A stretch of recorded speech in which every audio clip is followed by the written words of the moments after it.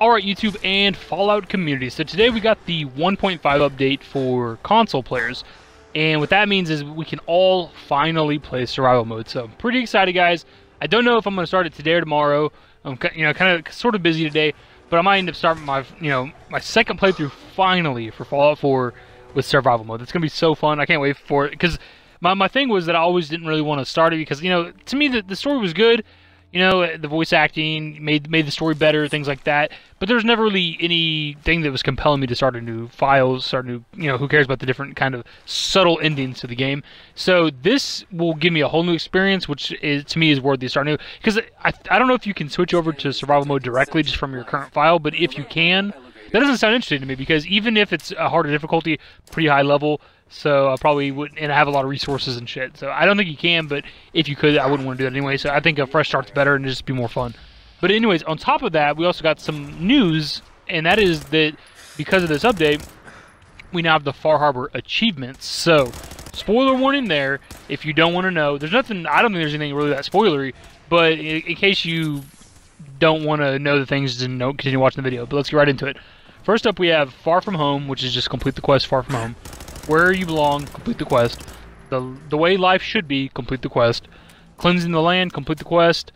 Close to Home, complete the quest. And the Islander's Almanac, complete the quest.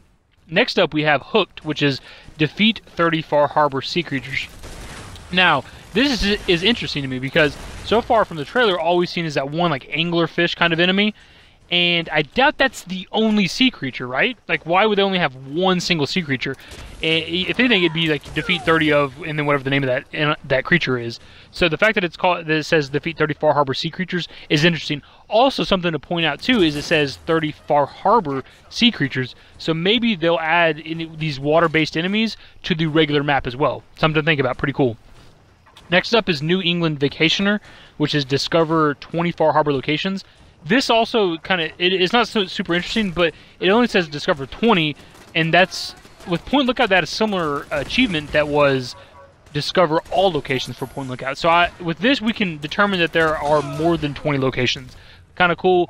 Nothing, I think we all pretty much assumed there'd be more than 20. I don't know how many Shivering Isle had. We got to compare it to Shivering Isle because it's bigger than Shivering Isle, but they definitely had more than 20 as well, so maybe look there if you want to. Next up, we have Push Back the Fog, which is unlock 3 Far Harbor workshop locations. We already kind of knew that was going to happen. And just add saltwater, which is cook one of the new Far Harbor recipes. Interesting there. In case you're wondering, too, the update for the Fallout 4 is 2.3 gigabyte update. Pretty big, actually. That's a little bit less than what the Far Harbor updates or the Far Harbor DLC is going to be. And it's bigger than Automatron, bigger than Wasteland Workshop was. So it's a pretty big update. Took a little while to download. Nothing too crazy. Let me know what you guys think of these achievements. I'm definitely, the sea creature one interests me. Let me know what you think about that. Do you think we're going to have sea creatures back on the regular map as well, or something like that? Do you think we're going to have more than just this anglerfish creature? Let me know in the comments below, guys. Later.